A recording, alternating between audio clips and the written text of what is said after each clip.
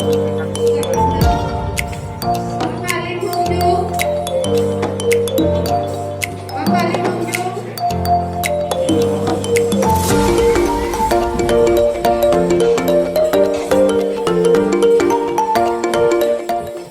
kita sediakan tempat isolasi tentunya. Contohnya dengan adanya Wisma Atlet ini sangat membantu.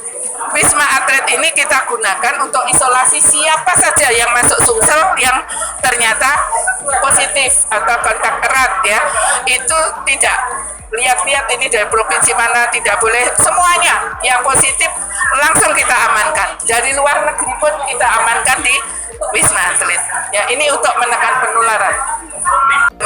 Yang jelas ya mereka kan diisolasi di kamar yang tidak pakai AC, pakai ventilasi biasa. Kemudian gizinya diperhatikan dan kemudian juga diberi vitamin-vitamin.